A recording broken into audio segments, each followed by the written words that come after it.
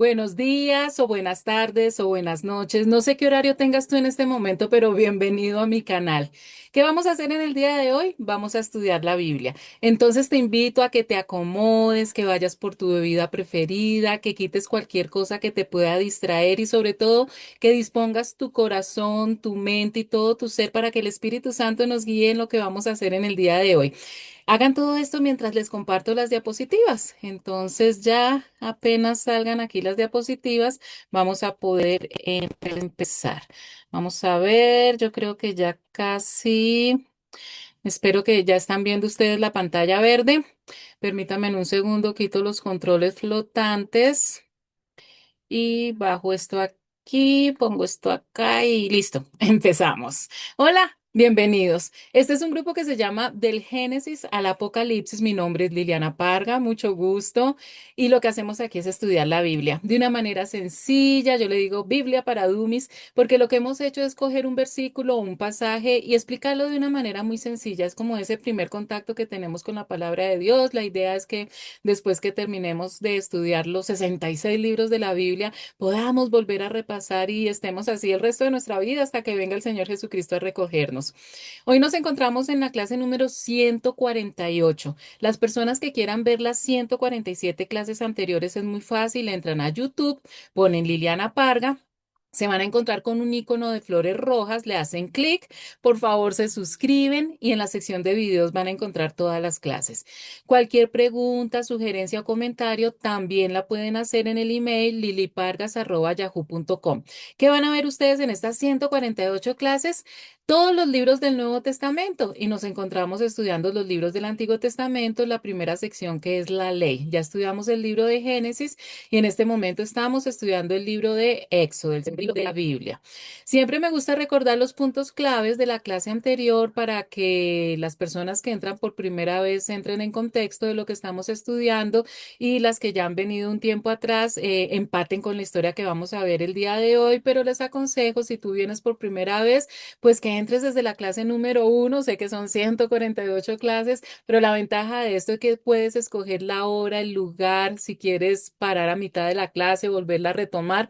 Y si tú estás interesado en escatología y todo lo que tiene que ver con Apocalipsis y los últimos tiempos, desde la clase número 93 encuentras ese estudio. Entonces, como les decía, estamos estudiando el libro del Éxodo. Vamos a hacer un resumen del resumen, porque resulta que estamos viendo esos 10 juicios que caen sobre el imperio egipcio después de que Dios ha escogido a Moisés para liberar a la nación de Israel de esa esclavitud que han tenido por más de 430 años. Y como el Señor ya lo había advertido, que aprovechándose por esa presencia de Dios que conoce absolutamente todo lo que va a pasar y conocer ese corazón malvado del faraón, lo endurece más para que no deje salir al pueblo de una manera pronta y así Dios poder demostrar su poder a través de estos juicios. La idea tiene doble propósito. Primero, castigar a Egipto por todos esos años de idolatría y de maldad que han cometido y ese maltrato que le han dado al pueblo de Israel y demostrarle al pueblo de Israel que Él es el Dios todopoderoso, el único Dios verdadero, el Dios que se le presentó a sus padres, Abraham, Isaac y Jacob, y ellos vean pues a través de todo ese poder en quién pueden creer y confiar. Vimos entonces que ese primer juicio o la plaga número uno fue que a través de la vara, Moisés le dice a Aarón y las aguas del río Nilo se convierten en sangre. Aprendimos que no solamente fue el río Nilo, sino todos los ríos, todas las fuentes de agua, los pozos, inclusive si una persona iba a tomar un vaso de agua le salía era sangre. Y que cada una de estas plagas es también para demostrar el poder del Dios verdadero sobre aquellos dioses con los que los egipcios tenían tanta confianza y el dios de Hapi, que es el dios de las aguas y el que supuestamente ellos creían que era el que le daba el agua al río Nilo, que también lo consideraban un dios, entonces queda totalmente derrocado a través de este juicio. La plaga número dos son una invasión de ranas y esta vez entonces va contra ese dios falso que ellos creen que es una diosa en realidad, la diosa Heket, que era la diosa egipcia de la fertilidad. La plaga número 3 es una invasión de mosquitos, en algunas versiones hablan es de piojos y va contra el dios egipcio Geb, que es el dios de la tierra.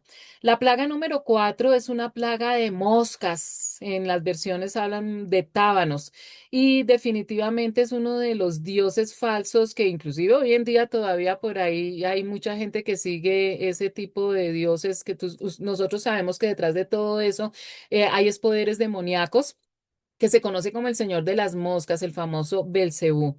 La plaga número 5 es la muerte a través de una epidemia, la muerte del ganado, y aquí se echa por tierra varios dioses, el dios Hathor, que es la diosa Hathor, perdón, que es la diosa vaca, y el dios Apis, que es el toro sagrado, animales que los egipcios adoraban como dioses.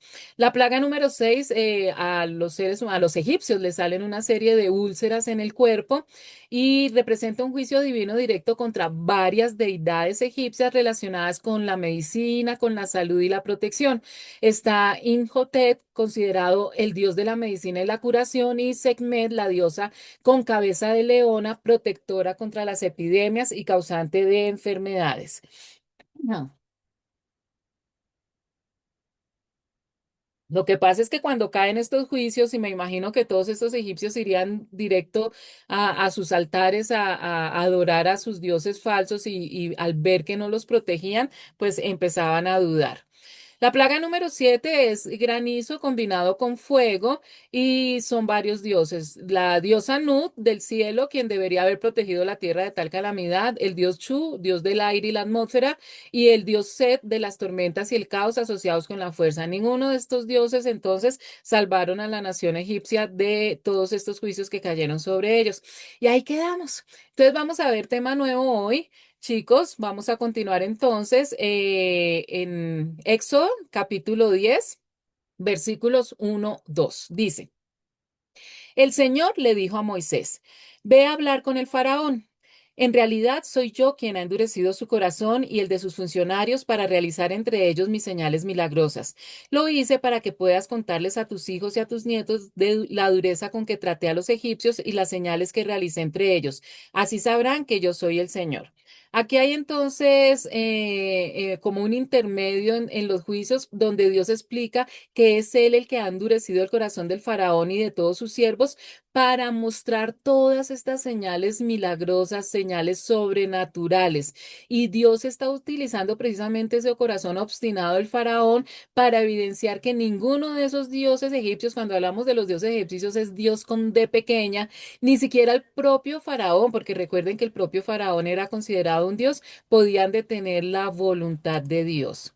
En el versículo 2, fíjense en que enfatiza la importancia de que los padres narren a sus hijos y a sus nietos las obras de Dios, asegurando que el conocimiento de su poder sea transmitido a través del tiempo. Todo este gran despliegue de poder sobrenatural, milagroso que Dios está ejerciendo es para que no solamente, especialmente las personas que en ese momento lo están viviendo en vivo y en directo, pero para que lo cuenten a todas sus generaciones futuras y hasta el día de hoy se cuenta todo este poder sobrenatural de Dios, del Dios verdadero. Versículos 3 al 6. Moisés y Aarón se presentaron ante el faraón y le advirtieron, así dice el Señor y Dios de los hebreos, ¿hasta cuándo te opondrás a humillarte en mi presencia? Deja ir a mi pueblo para que me rinda culto. Si te niegas a dejarlos ir, mañana mismo traeré langostas sobre tu país. De tal manera cubrirán la superficie de la tierra que no podrá verse el suelo. Se comerán lo poco que haya quedado después del granizo y acabarán con todos los árboles que haya en los campos. Infestarán tus casas, las de tus funcionarios y las de todos los egipcios. Será algo que ni tus padres ni tus antepasados vieron jamás desde el día en que se establecieron en este país hasta la fecha. Dicho esto, Moisés se dio media vuelta y se retiró de la presencia del faraón. Entonces aquí vemos cómo Dios cuestiona a Faraón por su soberbia, por su orgullo, cuando le dice, ¿hasta cuándo te negarás a humillarte delante de mí? Y se destaca que la paciencia de Dios tiene un límite y se exige obediencia inmediata. Y fíjese que aquí de antemano, 24 horas antes, porque Dios a través de Moisés le advierte que al día siguiente le da la oportunidad de toda la tarde y de toda la noche del que Faraón se arrepienta porque se anuncia una invasión de langostas masiva que cubriría toda la superficie de la tierra al punto de ni siquiera dejar ver el suelo. Ustedes conocen las langostas que lo que hacen es devorar todo el follaje, todos los frutos, toda la vegetación y se enfatiza que esta plaga será de una magnitud nunca antes vista por sus padres ni por sus abuelos, demostrando el poder absoluto de Dios sobre la naturaleza y la economía egipcia. Si alguien quiere ver, busca en YouTube porque pues hoy en día todavía había estos, de vez en cuando hay este tipo de ataques, eso se ve una nube negra gigante acercándose a gran rapidez y en un minuto, en poco tiempo, devoran hectáreas y hectáreas de cultivos. Es terrible. Esta octava plaga de las langostas demostró el poder de Dios sobre dioses egipcios relacionados sobre todo con la agricultura y la protección de las cosechas. Son muchos dioses, pero específicamente aquí se está hablando de Set, que era el protector de las cosechas, de Min, el dios de la fertilidad y las cosechas, y de Nepri, el dios del grano, demostrando nuevamente que Jehová controlaba la naturaleza y la provisión y no estos falsos dioses a los que ellos habían adorado durante tanto tiempo. Versículos 7 al 11. Entonces los funcionarios dijeron al faraón, ¿hasta cuándo este individuo será nuestra ruina? Deja que el pueblo se vaya y que rinda culto al Señor su Dios. ¿Acaso no sabes que Egipto está arruinado? El faraón mandó llamar a Moisés y a Aarón para decirles, vayan y rindan culto al Señor su Dios, tan solo díganme en quiénes van a ir. Nos van a acompañar nuestros jóvenes y nuestros ancianos, respondió Moisés.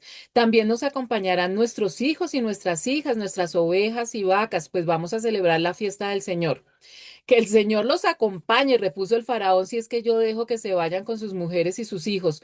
Claramente se ven sus malas intenciones, pero no será como ustedes quieren. Si lo que quieren es rendirle culto al Señor, vayan solo ustedes los hombres. Y Moisés y Aarón fueron arrojados de la presencia del faraón. Aquí son los funcionarios del faraón los que le están aconsejando, porque son sus consejeros, le están rogando que por favor se dé cuenta que el país está totalmente arruinado con todos estos juicios, con todas estas plagas. El faraón está muy cómodo en su casa y no se ha dado cuenta que las cosechas y todo afuera es un caos y por eso estos consejeros le están rogando al faraón que dejen ir a los israelitas, porque están viendo a Moisés definitivamente como un lazo, como una trampa mortal. Faraón entonces, pues presionado por sus consejeros, manda llamar a Moisés y Aarón parecía a simple vista que iba a ceder. Sin embargo, intenta controlar el trato preguntando quiénes irán. A quiénes van a salir de Egipto para adorar a Dios. Y cuando Moisés insiste que tienen que ir todos, los ancianos, los jóvenes, los niños, las mujeres y el ganado, todos deben salir, el faraón se enfurece. Faraón entonces acusa a los israelitas de tener malas intenciones y propone que solo los hombres vayan, una táctica para asegurar que los israelitas regresen a la esclavitud. Claro, si ellos solos van, pues tienen que regresar por sus hijos y por sus esposas. Es decir, que el faraón está dejando a sus familias como garantía. Faraón rechaza la exigencia de libertad total y expulsa a Moisés y Aarón de su presencia, endureciendo su corazón una vez más antes de que llegue la plaga de langostas. Todo este preámbulo para algo que ya sabíamos que iba a llegar esta plaga. Versículos 12 al 15. Entonces el Señor dijo a Moisés, extiende los brazos sobre todo Egipto para que vengan langostas y cubran todo el país y se coman todo lo que crece en los campos y todo lo que dejó el granizo. Moisés extendió su vara sobre Egipto y el Señor hizo que todo ese día y toda esa noche un viento del este soplara sobre el país. A la mañana siguiente, el viento del este había traído las langostas, las cuales invadieron todo Egipto y se asentaron en gran número por todos los rincones del país. Nunca antes hubo semejante plaga de langostas ni la habrá después. Eran tantas las langostas que cubrían la superficie de la tierra que ni el suelo podía verse. Se comieron todas las plantas del campo y todos los frutos de los árboles que dejó el granizo. En todo Egipto no quedó nada verde, ni en los árboles ni en las plantas. Recuerden que parece que se repitiera la misma historia una y otra vez, pero primero vemos esa era Dios dándole instrucciones a Moisés y Aarón y después ya nos cuentan es cuando se está ejecutando esa instrucción. Dios ordena a Moisés extender su mano para traer langostas, cumpliendo la advertencia previa ante la obstinación de Faraón de no dejar ir al pueblo para servirle. Entonces nos cuenta que Dios trajo un viento del este, un viento oriental durante toda la noche y a la mañana siguiente, así como lo había advertido Dios, es que llegaron las langostas. Y esto subraya la soberanía de Dios sobre la naturaleza, un control total sobre toda su creación. Las langostas, como era lógico, cubrieron toda la faz de la tierra, oscureciendo el cielo. Consumieron toda la hierba y el fruto de los árboles que el granizo no había destruido, la plaga anterior, no dejando nada verde en Egipto. Esta plaga representa la impotencia de la deidad egipcia protectora contra las langostas. Tenían una diosa especial, ¿cómo sería que vivían atacados por langostas que tenían un dios especial para esta plaga, que era Serapis? Y fue un juicio devastador para la agricultura y la economía egipcia, endureciendo y probando la soberanía de Faraón antes de la liberación. Y aquí hay algo muy importante. Recuerden ustedes que gracias a José, 430 años antes, un israelita que fue instrumento de Dios para advertirle al emperador de esa época que iban a venir 7 años de hambruna, recuerdan ustedes, por la estrategia de José es que ellos lograron guardar todas las cosechas en los 7 años de abundancia y en los 7 años de escasez, vender todo ese grano, lo cual hizo a la nación de Egipto muy rica. Se volvió un imperio gracias a la estrategia de un israelita. Y sin embargo, le pagaron tan mal después a los descendientes de José, volviéndolos esclavos. Por eso Dios utiliza la misma nación de Israel, que gracias a ellos volvió un imperio a Egipto y los volvió tan ricos para que ahora llegaran a la ruina total. Versículos 16 al 20.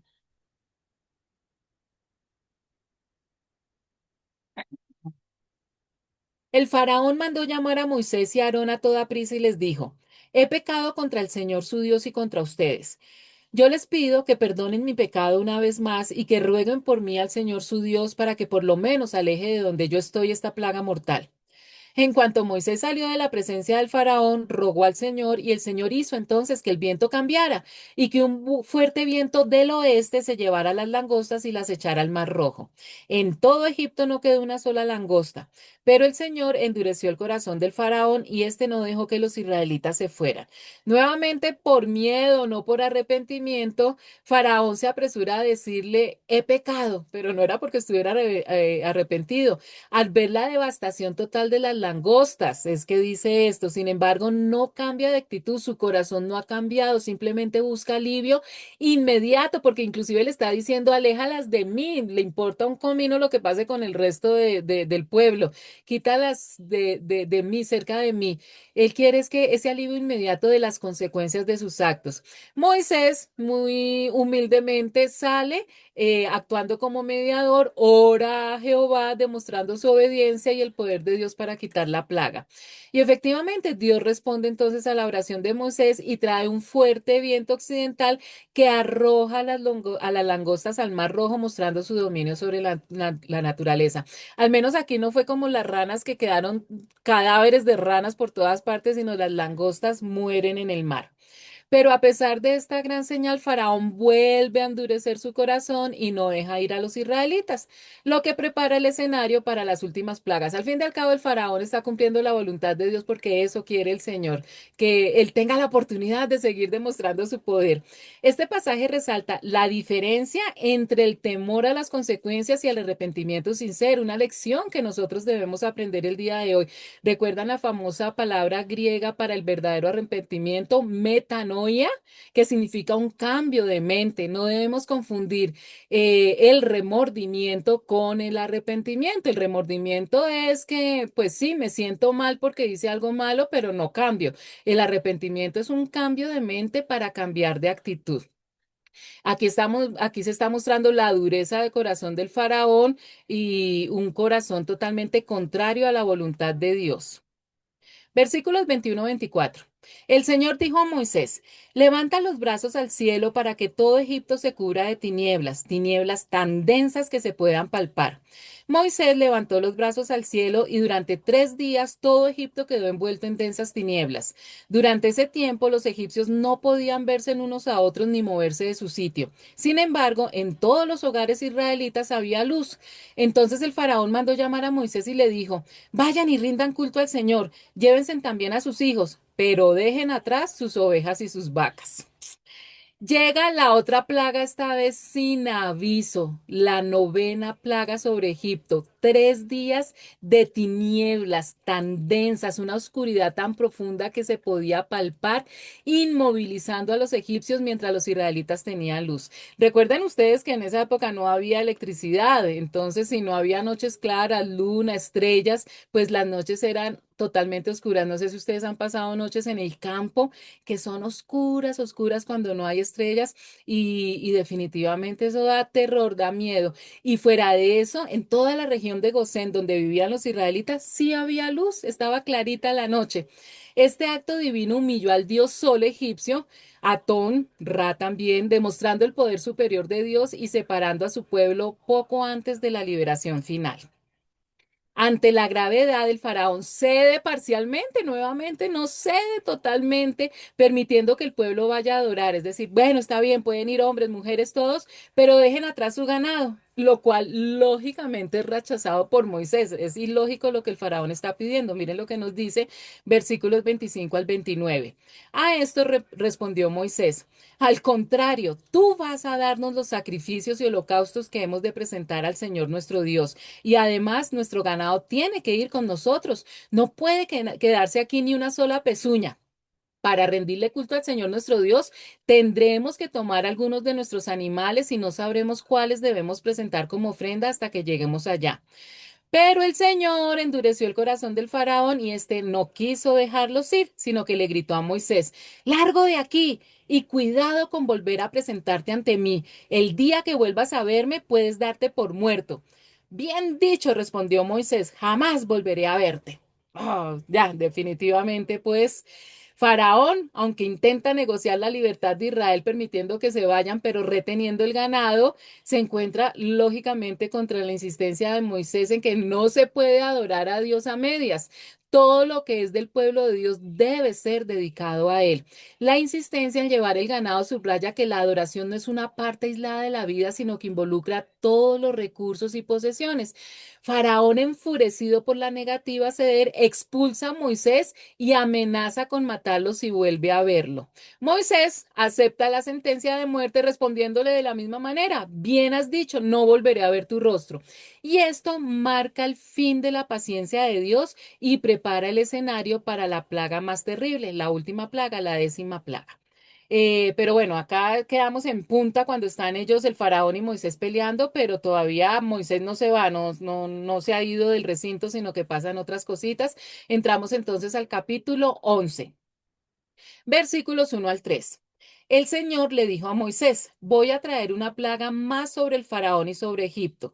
Después de eso dejará que se vaya, y cuando lo haga, los echará de aquí para siempre. Habla con el pueblo y diles que todos ellos, hombres y mujeres, deben pedirles a sus vecinos y vecinas objetos de oro y de plata. El Señor hizo que los egipcios vieran con buenos ojos a los israelitas. Además, en todo Egipto, Moisés mismo era altamente respetado por los funcionarios del faraón y por el pueblo.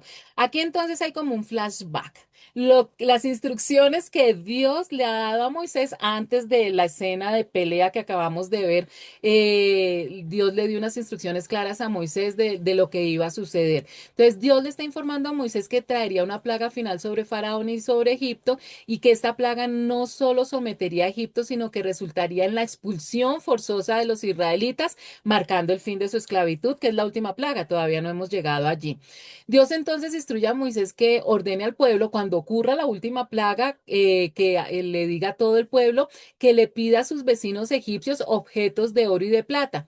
Y esta acción, a menudo vista como una compensación por años de trabajo forzado sin paga, es parte de la soberanía de Dios sobre el pueblo egipcio. Se destaca aquí entonces que el Señor hizo que los egipcios miraran con favor a los israelitas o con temor reverencial ante todas esas proezas del Dios que ellos creen, y se menciona que Moisés era tenido también en gran estima en Egipto. Entonces aprendieron a querer a Moisés, vieron en él su bondad, su justicia y ahora están viendo el poder del Dios al que Moisés adora. Dios demuestra que la liberación de su pueblo está bajo su control absoluto, no la del faraón, ni la de esos dioses que ellos siguen. Y se cumple la promesa hecha a Abraham, a Isaac y a Jacob de que su descendencia saldría con grandes riquezas. Recuerden que cuando ellos llegaron a Egipto 430 años atrás, ellos tenían riquezas. Pero durante esos 400 años quedaron sin nada. En este momento ellos son esclavos y no tienen nada. Pero Dios había prometido a los patriarcas de que iba a ser una nación rica, y como Dios siempre cumple sus promesas, no van a salir con las manos vacías de esa esclavitud. Versículos 4 al 7. Moisés anunció, así dice el Señor, hacia la medianoche pasaré por todo Egipto y todo primogénito egipcio morirá, desde el primogénito del faraón que ahora ocupa el trono hasta el primogénito de la esclava que trabaja en el molino, lo mismo que todo primogénito del ganado. En todo Egipto habrá grandes lamentos, como no los ha habido ni volverá a verlos. Pero entre los israelitas ni los perros ladrarán a persona o animal alguno. Así sabrán que el Señor hace distinción entre Egipto e Israel. Viene la última plaga, la 10ª plaga, pero aquí entonces va a haber un cambio. Fíjense que muchas de las plagas o de los juicios anteriores llegaron sin previo aviso. En algunos juicios Dios le advirtió al faraón, le dio tiempo de arrepentirse porque le advertía mañana va a llegar el juicio, pero esta vez hay algo diferente y es que da una serie de órdenes Dios a Moisés para que la nación de Israel se prepare, porque es la última plaga. Entonces aquí se está narrando el anuncio de la 10ª y última plaga sobre Egipto, la muerte de los primogénitos a medianoche.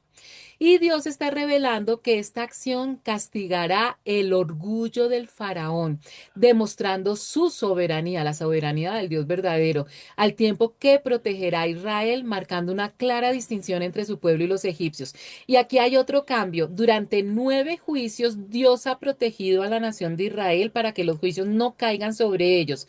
Los israelitas no tuvieron que hacer nada, Dios los protegió sobrenaturalmente, pero en este último juicio, en esta última plaga, Dios sí les ordena que tienen que hacer algo, les va a dar una serie de instrucciones que ellos tienen que obedecer para protegerse de esta plaga. Y si ellos no obedecen, no cumplen con estas instrucciones, este último juicio también los va a afectar. Dios anuncia personalmente que pasará por medio de Egipto a medianoche para ejecutar justicia. El Dios mismo, representado en algunas versiones como el ángel de la muerte, es el que va a ejecutar este juicio. La plaga es universal. Cuando hablamos universal, estamos hablando de la nación, del imperio egipcio, afectando desde el heredero del faraón hasta el hijo de la esclava y al ganado, mostrando que no hay distinción de clase social ante el juicio de Dios. Absolutamente todos los primogénitos de los egipcios y del ganado iban a morir a medianoche. La muerte de los primogénitos y del ganado, porque eran considerados animales sagrados, ataca directamente la religión egipcia y la supuesta divinidad del faraón. Recuerden que consideraban al mismo faraón como un dios, y cuando él ni siquiera puede evitar la muerte de su primogénito, que recuerden la importancia que tenía el primogénito, pues ahí va a caer por tierra también esta divinidad que le otorgaban. Versículos 8 al 10. Todos estos funcionarios tuyos vendrán a verme y de rodillas me suplicarán, vete ya con todo el pueblo que te sigue. Cuando esto suceda, me iré. Y ardiendo de ira salió Moisés de la presencia del faraón. Aunque ya el Señor había advertido a Moisés que el faraón no les iba a hacer caso, que tenía que ser así para que las maravillas del Señor se multiplicaran en Egipto, Moisés y Aarón realizaron ante el faraón todas estas maravillas, pero el Señor endureció el corazón del faraón y éste no dejó salir de su país a los israelitas. Describe entonces aquí el clímax de la confrontación entre Moisés y Faraón, mostrando la ira justa de Moisés ante la obstinación de Faraón y la soberanía de Dios al cumplir sus promesas de juicio sobre Egipto y liberación para Israel. Recuerden en todo caso que para Moisés debió ser duro porque él creció con este Faraón, ellos se criaron juntos y de alguna manera él debía sentir algún cariño por él y debería sentir dolor todo lo que le estaba sucediendo, pero al ver el orgullo y la obstinación y la dureza de su corazón, definitivamente ya ira. total y bien justificada. Dios está demostrando la distinción entre ambos pueblos aquí porque también dice que va a preparar el camino para la salida final de Israel de Egipto. Entonces, Dios explica que todas estas maravillas, estas plagas, estos juicios continuaron no solo para juzgar, sino para que Faraón viera la distinción clara entre los egipcios y los israelitas tan tristemente menospreciados durante 400 años. Dios protege a Israel mientras que el juicio cae sobre Egipto. Moisés y Aarón realizaron todos los prodigios, pero el endurecimiento del corazón del faraón permitido por Dios para demostrar su poder impidió que liberara a los israelitas voluntariamente. Este es un capítulo muy corto. Entramos entonces a Éxodo capítulo 12 y vamos para los versículos del 1 al 4. ¿Qué dice? En Egipto, el Señor habló con Moisés y Aarón. Les dijo, este mes será para ustedes el primero, será el primer mes del año. Hablen con toda la comunidad de Israel y díganles que el día 10º de este mes todos ustedes tomarán un cordero o un cabrito por familia, uno por cada casa. Si alguna familia es demasiado pequeña para comerse un cordero o un cabrito entero, deberá compartirlo con sus vecinos más cercanos, teniendo en cuenta el número de personas que sean y las raciones de cordero que se necesiten, según lo que cada persona haya de comer.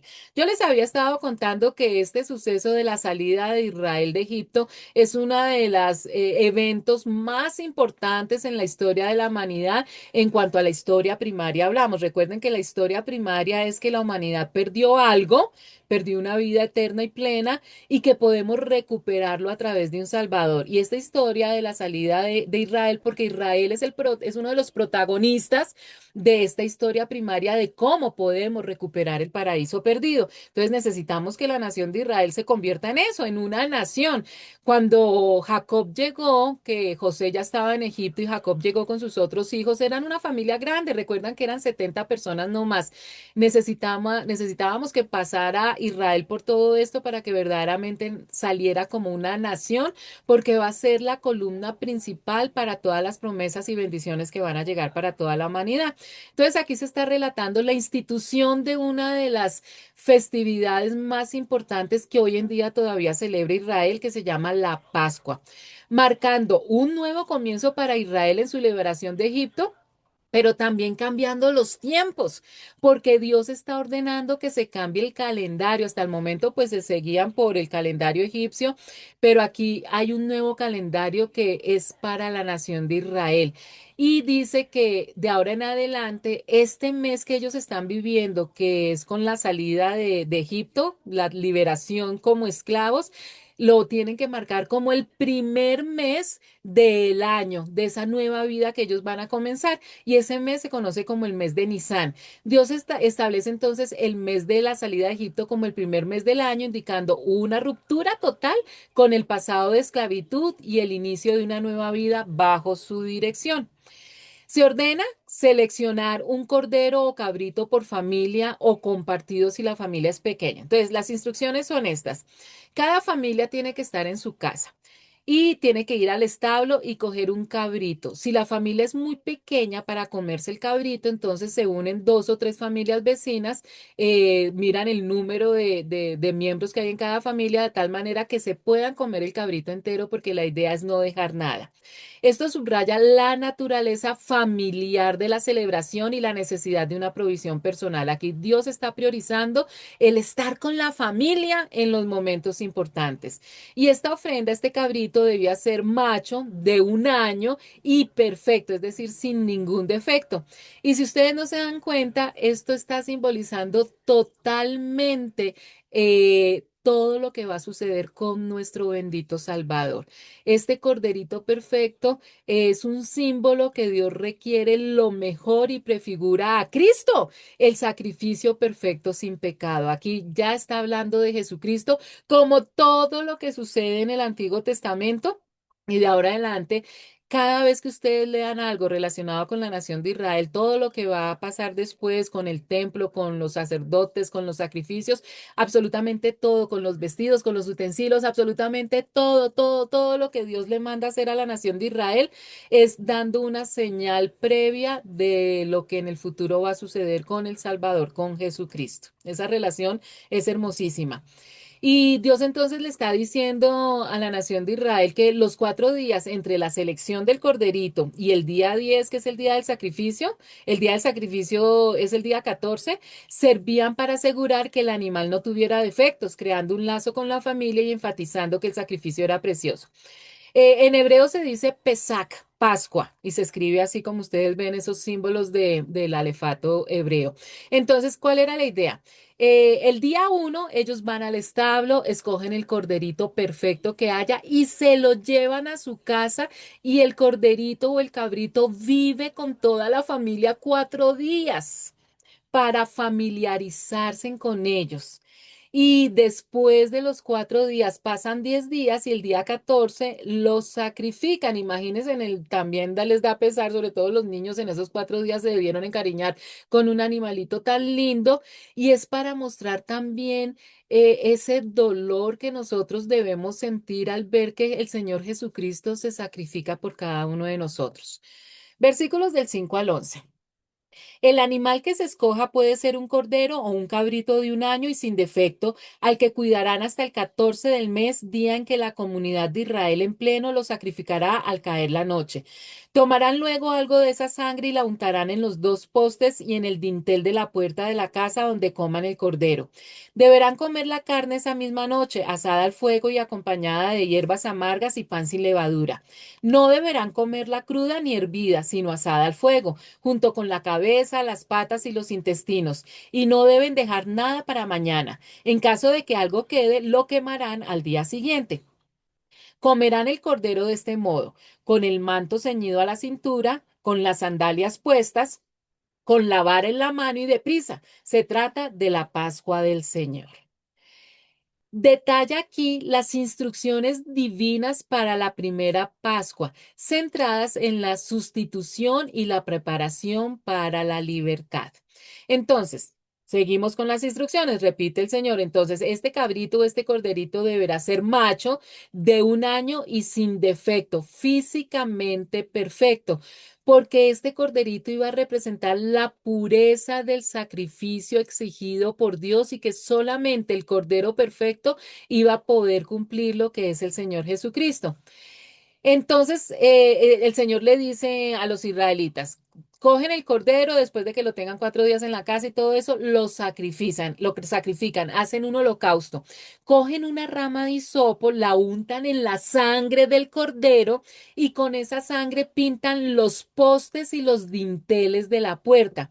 Y que esta es una señal de fe y de obediencia que iba a asegurar que el juicio o la plaga de esta muerte de los primogénitos no los iba a atacar. La palabra Pascua significa pasar de largo.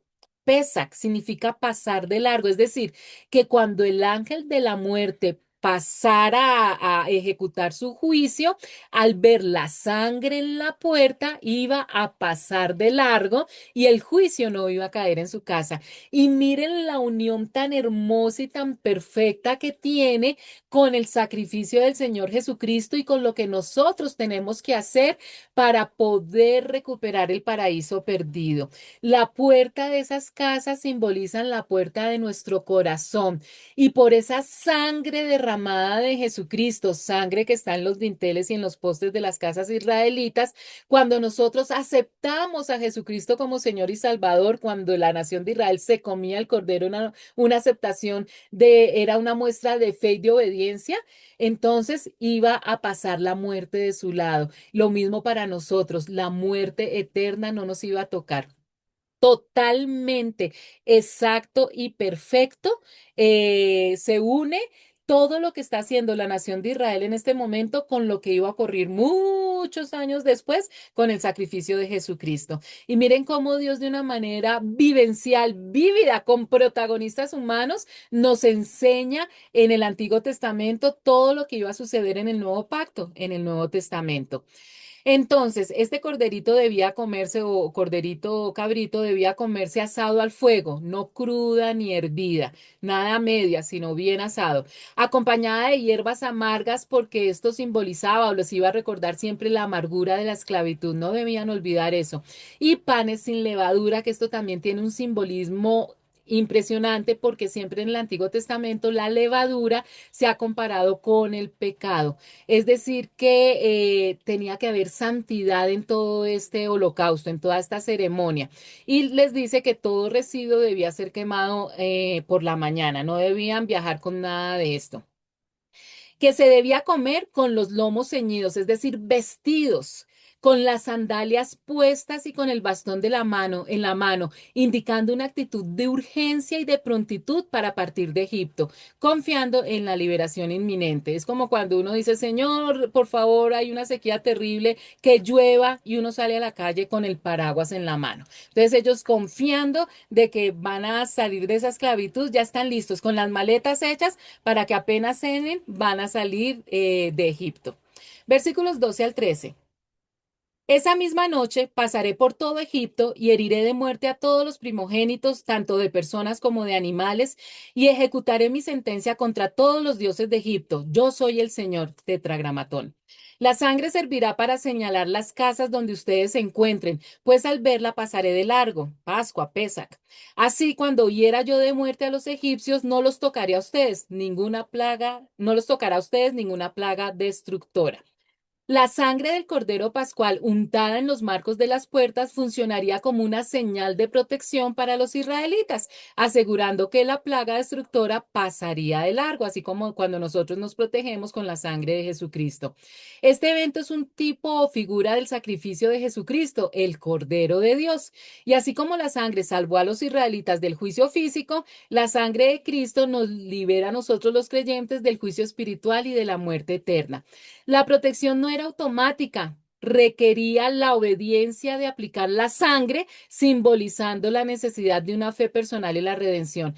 No lo dice la Biblia, pero como todo hay en la viña del Señor, yo me imagino que debió haber más de un israelita que por pereza, por incredulidad, porque no se quería ir de Egipto, no hicieron esto, ni sacrificaron al cordero, entonces no pusieron la sangre de los dinteles.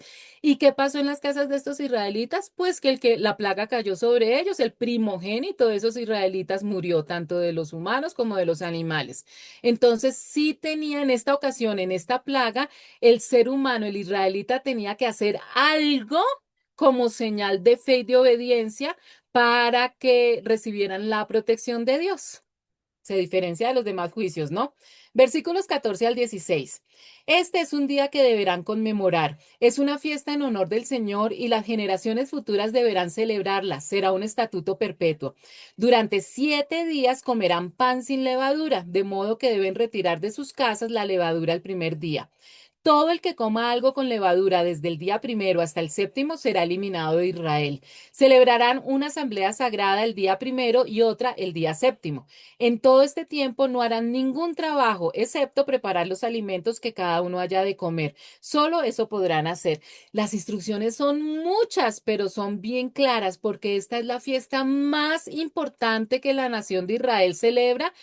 Inclusive el día de hoy, todos los años ustedes han oído en noticieros y conocen, bueno, hay uno que otro despistado que de pronto jamás habrá oído, pero bueno, esos son excepciones, que los israelitas celebran la famosísima Pascua. Y no estamos hablando aquí del conejito y de los huevitos que esconden, eso no tiene nada que ver con la Pascua verdadera. Lo otro son fiestas mundanas, inventadas, yo no sé, por la verdadera Pascua es esta, la que nos narra el manual de instrucciones, la palabra de Dios.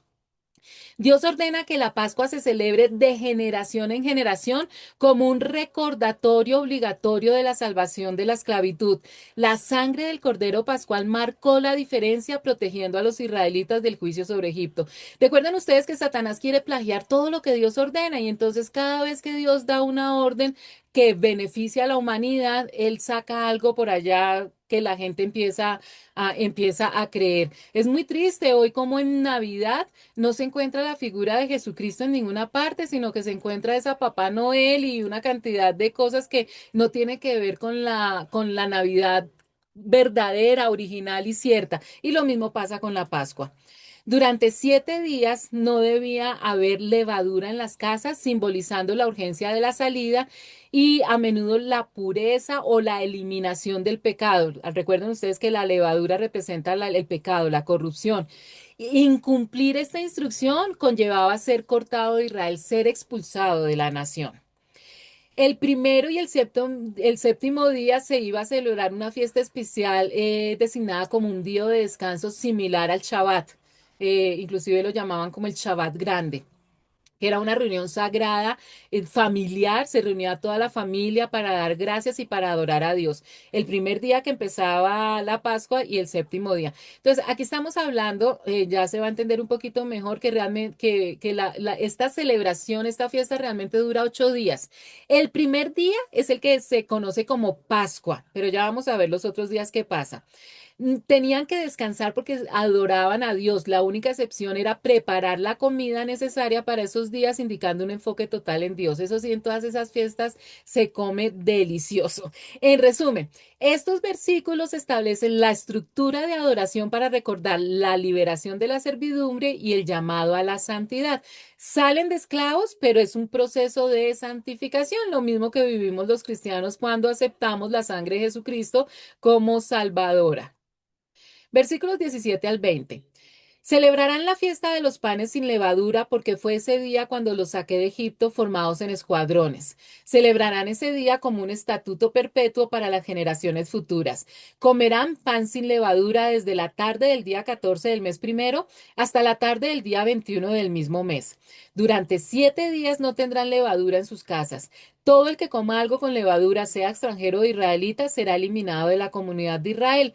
No coman nada que tenga levadura. Donde quiera que vivan ustedes, comerán pan sin levadura. Entonces, como les decía, Dios ordena guardar la fiesta de los panes sin levadura como recordatorio de que Él mismo sacó al pueblo de la tierra de Egipto y se establece como un estatuto perpetuo para siempre hasta que el verdadero Cordero llegue, para recordar la salvación, destacando que no fue su propia fuerza, sino el poder de Dios. Entonces, como les digo, esta gran celebración empieza con la Pascua. El día 1 es cuando hacen la comida del corderito y todo esto, pero al día siguiente inmediatamente comienza la fiesta de los panes sin levadura. Entonces son 8 días. El primer día de la Pascua y los 7 días restantes se conocen como la fiesta de los panes sin levadura. Y durante 7 días, pues todas las panaderías cierran porque no se puede comer nada con levadura. Se define el periodo exacto de la celebración, comenzando el día 14 del primer mes por la tarde hasta el 21 del mismo mes. Durante este tiempo, la alimentación debía ser sin levadura, simbolizando pureza y rapidez, porque pues de aquí a que el horno se caliente, se preparen esos panes, porque es recordando esto que ellos están viviendo. Nosotros estamos narrando en este momento lo que ellos están viviendo directamente. Pero en el futuro, inclusive 2000 años, más de 2000 años después, se sigue celebrando esta fiesta, recordando lo que ellos están viviendo por primera vez. Reitera la prohibición de comer nada leudado y ordena que en todas sus moradas solo se consuma panes sin levadura, que panes como esa galleta, como esas obleas. Esto enseña una arepa. Esto enseña la necesidad de apartarse por completo de las influencias del antiguo modo de vida. Imagínense, en más de 400 años en Egipto necesitaban limpiarse de toda esa impureza. La levadura en la Biblia a menudo simboliza la contaminación, el pecado. Jesús también habló mucho de eso. Comer pan sin levadura, que se conoce también como panes ácimos, representa la purificación de las vidas de los creyentes y la urgencia de vivir en santidad después de ser redimidos por la sangre del Cordero. Ellos están como si fuera una gran obra y un gran escenario Egipto y la salida de Egipto. Nosotros hacemos lo mismo. Cuando creemos en Jesucristo y lo recibimos como Señor y Salvador, empezamos un proceso de santificación que dura el resto de nuestra vida. Versículos 21 al 23. Convocó entonces Moisés a todos los jefes israelitas y dijo, vayan enseguida a sus rebaños, escojan el cordero para sus respectivas familias y mátenlo para celebrar la Pascua. Tomen luego un manojo de ramas de hisopo, mójenlo en la sangre recogida en la vasija, unten de sangre el dintel y los dos postes de la puerta y no salga ninguno de ustedes de su casa hasta la mañana siguiente. Cuando el Señor pase por el país para herir de muerte a los egipcios, verá la sangre en el dintel y en los dos postes de la puerta y pasará de largo por esa casa. No permitirá el Señor que el exterminador entre en las casas de ustedes y los hiera. Todo lo que hemos estado hablando anteriormente son las instrucciones. Ahora nos empieza a narrar ya cuando ellos empiezan a ejecutar esas instrucciones. Detalla las instrucciones finales de Moisés a los ancianos de Israel antes de la 10ª plaga.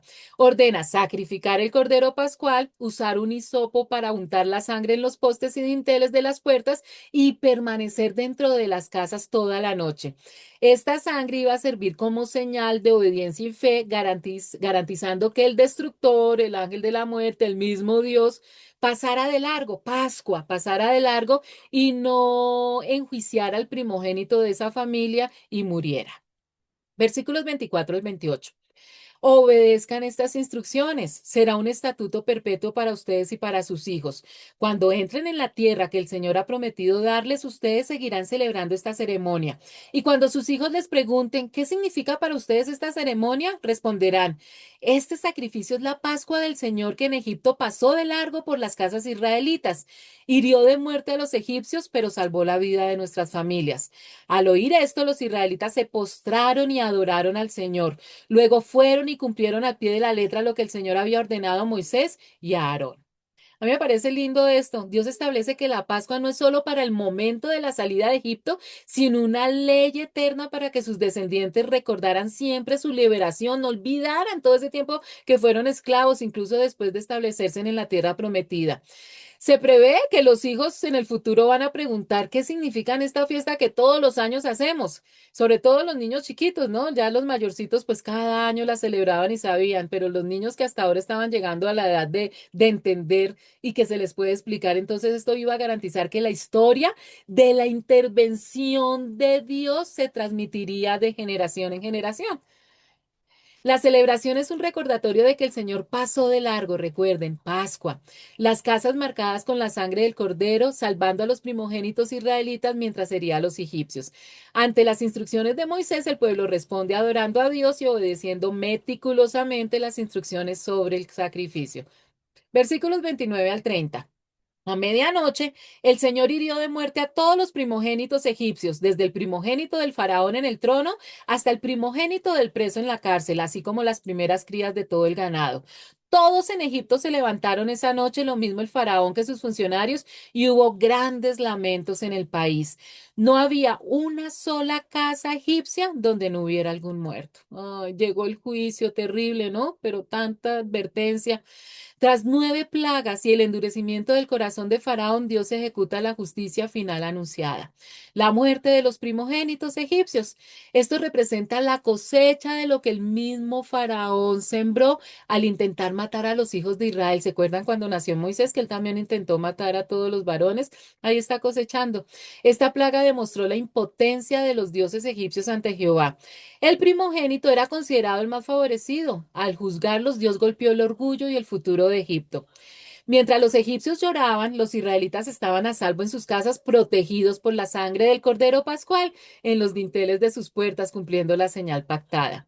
Este evento marcó el punto de quiebre que obligó al faraón a dejar ir a los israelitas, marcando el inicio del éxodo de la esclavitud, que por esto es que este libro lleva ese nombre. Versículos 31 al 36. Esa misma noche mandó llamar el faraón a Moisés y a Aarón y les ordenó, largo de aquí, aléjense de mi pueblo ustedes y los israelitas, vayan a adorar al Señor como lo han estado pidiendo, llévense también sus ovejas y sus vacas como lo han pedido, pero váyanse ya que para mí será una bendición. El pueblo egipcio, por su parte, instaba a los israelitas a que abandonaran pronto el país. De lo contrario, decían, podemos darnos por muertos. Entonces los israelitas tomaron las bandejas de masa todavía sin leudar y luego de envolverlas en sus ropas se las echaron al hombro. Después, siguiendo las instrucciones que Moisés había dado, pidieron a los egipcios que les dieran objetos de oro y de plata y también ropa. El Señor hizo que los egipcios vieran con buenos ojos a los israelitas, así que les dieron todo lo que pedían. De este modo, los israelitas despojaron por completo a los egipcios. Ya se está cumpliendo lo que versículos, pasajes anteriores habíamos aprendido en las instrucciones.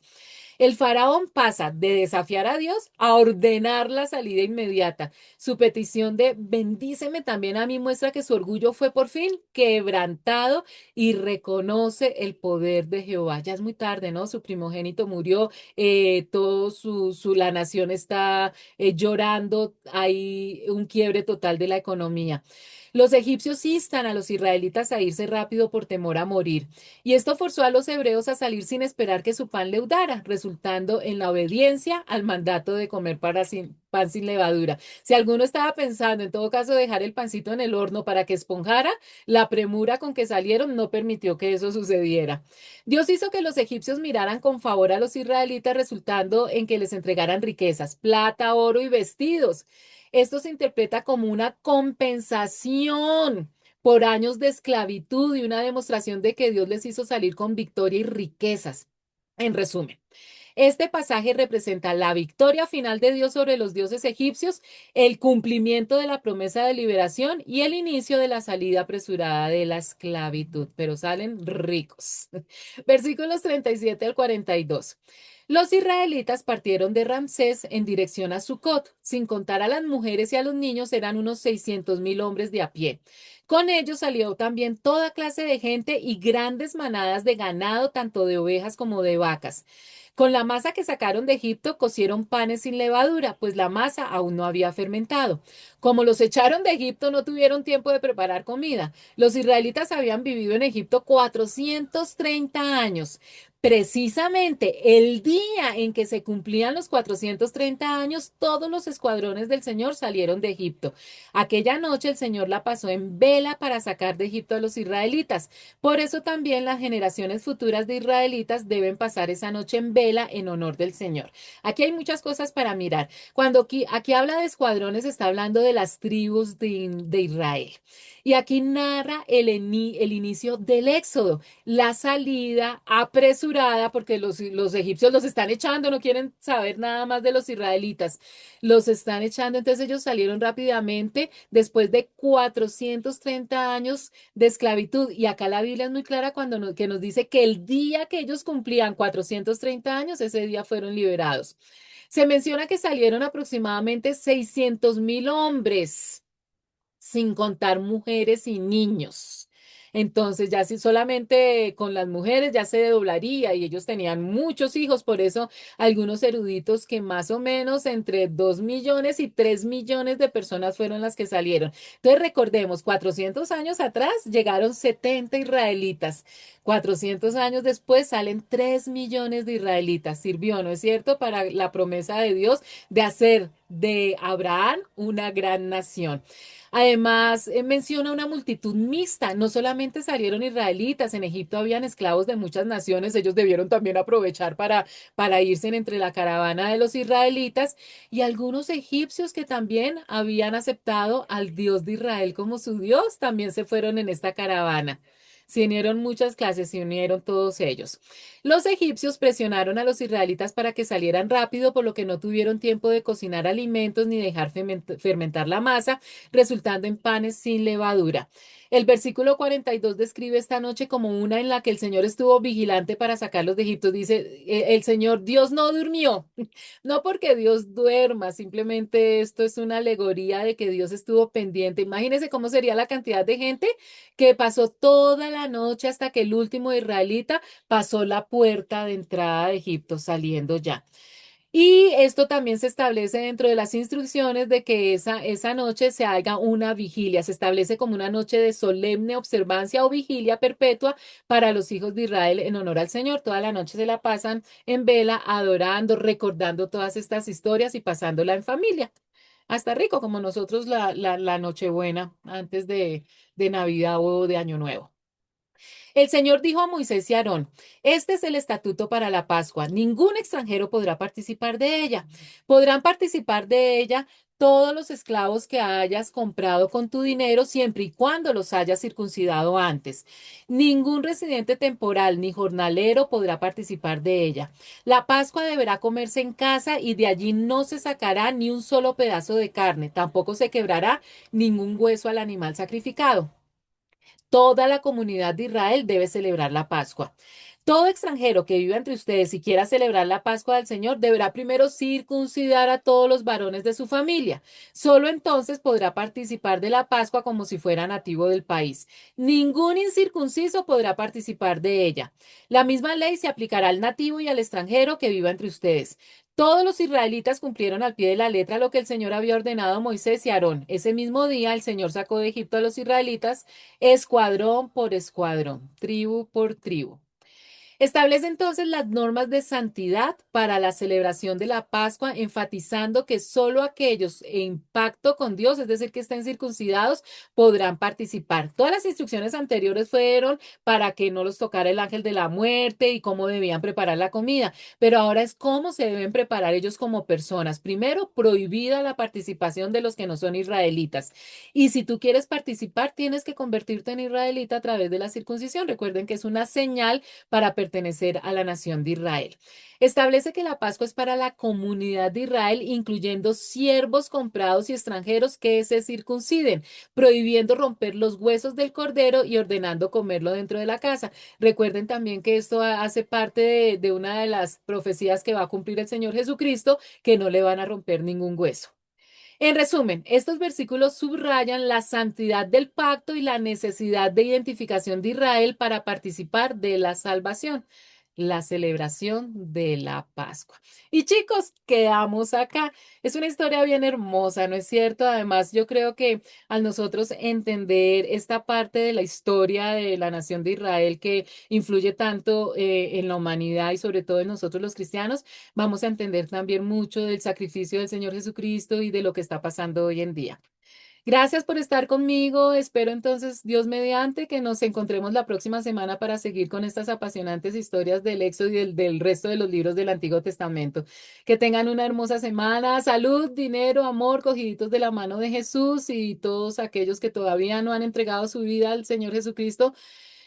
El tiempo es corto. El Señor Jesucristo ya viene a recoger la iglesia. No te quedes porque lo que viene para el mundo entero es bien terrible. Los espero. Bendiciones.